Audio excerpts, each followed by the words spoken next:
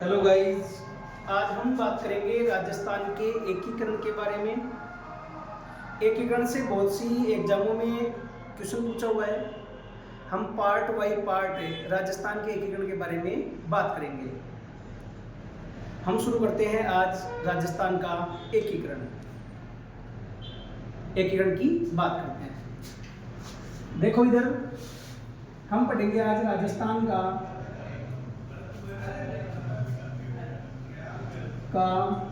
एकीकरण। क्या पढ़ेंगे हम? राजस्थान का एकीकरण। एकीकरण के बारे में बात करें तो हमें बात करना है राजस्थान के एकीकरण की। जब हमारा भारत 15 अगस्त 1947 को आजाद हुआ, उससे पहले संपूर्ण भारत छोटी छोटी रियासतों में बटा हुआ था। इन छोटी छोटी रियासतों को एक करना ही एकीकरण कहलाता है। इन छोटी छोटी रियासतों को एक करना ही क्या कहलाता है? एकीकरण कहलाता है। अब देखो, जब भारत का एकीकरण हुआ उस समय कितनी रियासतें थी, और राजस्थान का एकीकरण हुआ उस समय कितनी रियासतें थी, हम उनके बारे में क्या करेंगे? बात। देखो इधर, एकीकरण के समय भारत का गवर्नर जनरल कौन था? गवर्नर जनरल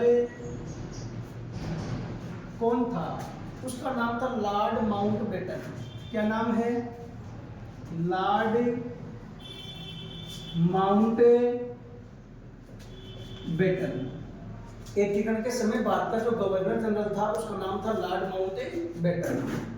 अगर क्वेश्चन आ जाए राजस्थान व भारत के एकीकरण का श्रेय किसे दिया जाता है?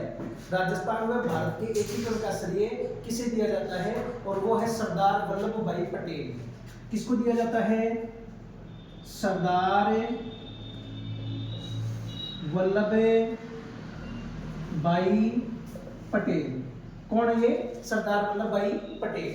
सरदार वल्लभ भाई पटेल ने संपूर्ण भारत व राजस्थान का एकीकरण का विलय किया। इस वजह से इसे, यानी कि भारत व राजस्थान के एकीकरण का क्या कहते हैं? एक करने का कार्य इसने किया। आगे देखो, जब हमारे भारत का एकीकरण हुआ उस समय ब्रिटेन देश का प्रधानमंत्री प्राइम मिनिस्टर, उसका नाम था क्लीमेंट एटली। क्या नाम है? क्लीमेंट एटली। कौन था बताओ? देखिए, क्लीमेंट एटली था। आगे देखो, भारत व राजस्थान के एकीकरण के विलय पत्र पर हस्ताक्षर करवाने के लिए सरदार वल्लभ भाई पटेल ने एक विभाग की स्थापना की थी, और उस विभाग का नाम है देशी रियासती विभाग। क्या नाम है? देशी रियासती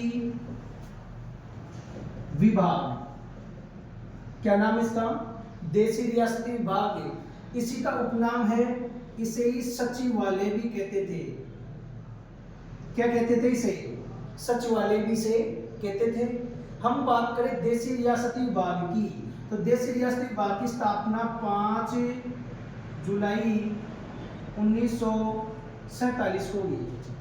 देशी रियासती विभाग की स्थापना 5 जुलाई 1947 को हुई। अगर हम बात करें इसका मुख्यालय की, तो इसका मुख्यालय था यानी कि नई दिल्ली में। इसका मुख्यालय कहाँ था?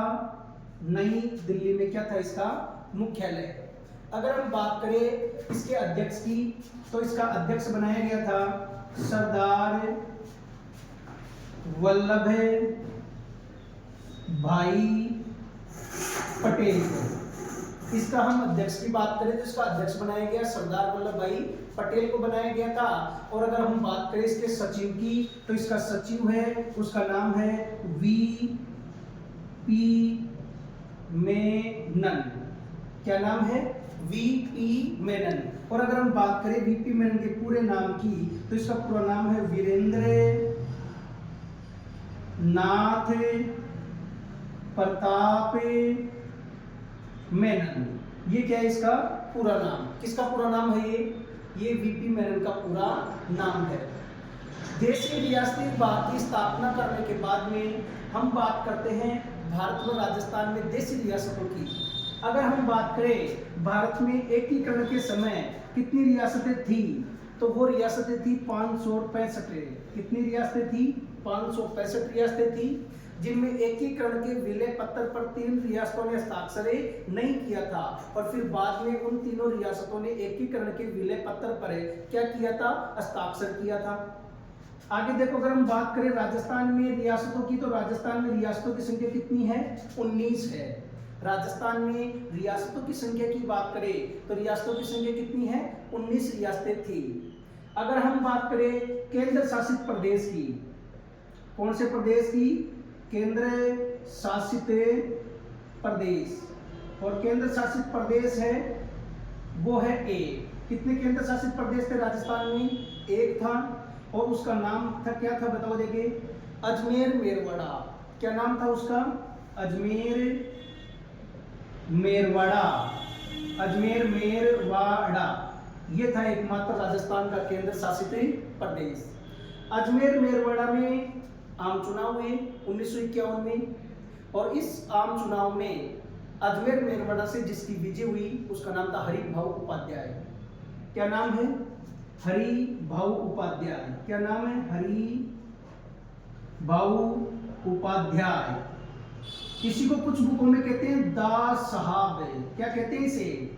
दा साहब भी इसे कहते हैं। ये अजमेर मेरवाड़ा के एकमात्र मुख्यमंत्री के पद पर इन्होंने कार्य किया, और 1956 में अजमेर मेरवाड़ा का एकीकरण के 7वें चरण में विलय हो गया, और फिर संपूर्ण राजस्थान का मुख्यमंत्री एक ही बनने लग गया।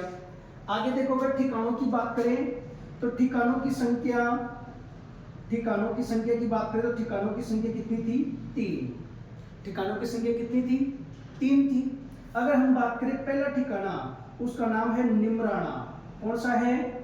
निमराना। और अगर हम बात करें निमराना कहाँ है, तो निमराना आपके कौन सी रियासत में था उस समय? अलवर रियासत में, और वर्तमान में पूछे तो अलवर जिले में।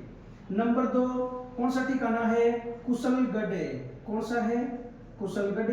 और कुशलगढ़ कहाँ है? बांसवाड़ा में। कुशलगढ़ कहाँ है? आपके बांसवाड़ा में है। और अगर हम बात करें तीसरे ठिकाने की, और तीसरे ठिकाने का नाम है लावा। कहाँ है ये? वर्तमान में टोंक में है। लावा वर्तमान में कहाँ है? टोंक में। लेकिन ये लावा पहले जयपुर रियासत के अधीन था। कौन सी रियासत के? जयपुर रियासत के क्या था ये? अधीन है। और कौन सा ठिकाना शामिल था? बताओ देखिए इसमें, लावा। अगर हम बात करें ठिकानों के शासकों की कि कौन से ठिकाने का शासक कौन था, तो निमराना का जो शासक था उसका नाम है राजेंद्र सिंह। क्या नाम है? राजेंद्र सिंह।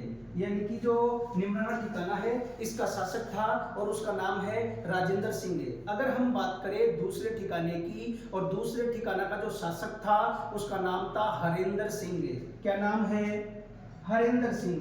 हरेंद्र सिंह। दूसरा ठिकाना उसका नाम क्या है? बताओ देखिए, शासक है उसका नाम था हरेंद्र सिंह। और जो तीसरा जो ठिकाना था लावा, और लावा कहाँ है? टोंक में। और पहले ये जयपुर रियासत के अधीन था। और अगर हम इसकी बात करें वर्तमान में इसका यानी कि एकीकरण के समय इसका जो शासक था उसका नाम था बद संदीप। क्या नाम था? बद संदीप। क्या नाम बताओ देखिए? बद संदीप इसके ठिकाने का क्या था? शासक था। स्टूडेंटों, हम आगे बात करेंगे राजस्थान के एकीकरण के चरणों के बारे में। अगला पार्ट आप एकीकरण के चरणों के बारे में देखें। धन्यवाद।